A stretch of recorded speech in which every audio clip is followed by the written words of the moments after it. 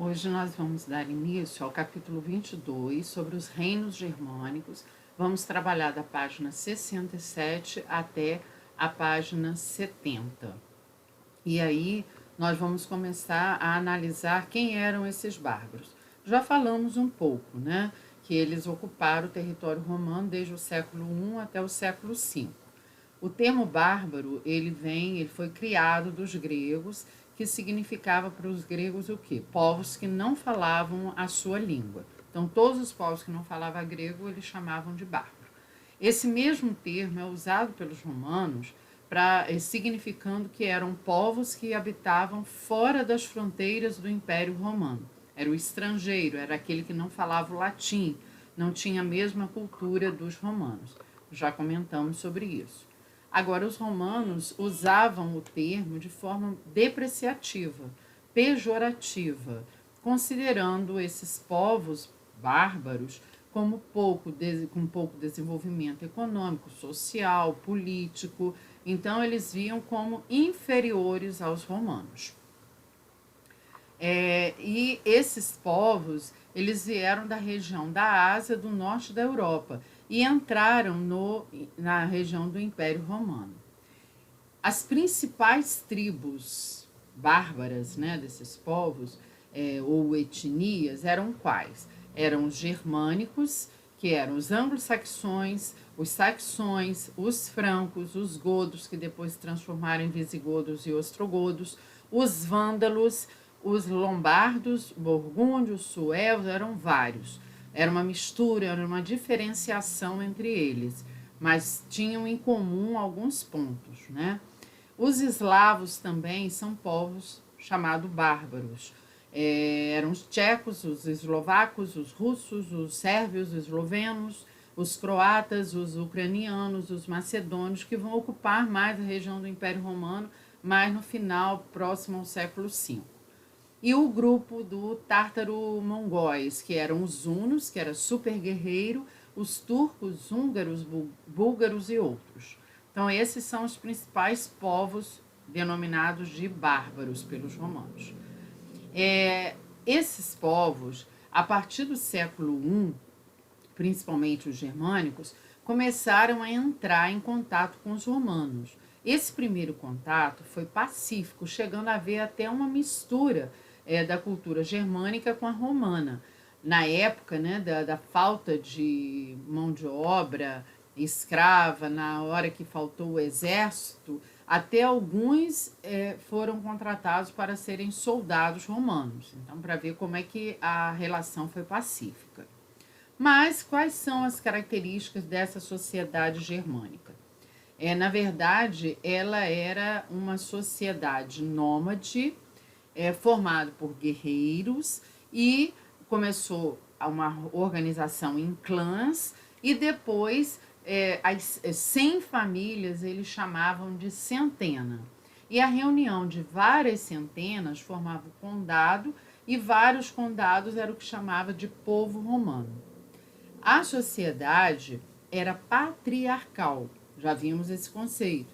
Patriarcal significa que o pai de família é a autoridade máxima, né? Tem o poder sobre a vida e a morte de todos da família. E havia entre os germânicos um laço de fidelidade militar, de proteção, de um proteger o outro, e chegavam a fazer um juramento de fidelidade. Esse juramento era chamado de comitatus. Como que era essa sociedade? Tinha 5 grupos sociais, segundo a pirâmide social que está aqui. No topo da pirâmide estava o rei, que era o chefe militar, era o guerreiro, era o chefe religioso. Abaixo vinha logo com todo prestígio, né, bem próximo ao rei, os nobres, que eram os líderes das tribos, de cada tribo. Abaixo vem os homens livres, que eram guerreiros, soldados, né, estavam sob a obediência dos nobres. E em penúltimo lugar vem os homens semilivres, que na verdade eles são os vencidos de guerras, mas não são escravos, semilivres. E abaixo, na base dessa pirâmide, nós vamos ter os escravos, que eram os prisioneiros de guerra. Havia nessa sociedade as chamadas leis orais. Era o regulamento das relações sociais, era feito a partir dessas leis, que era da tradição oral. Então, não havia lei escrita entre eles, né?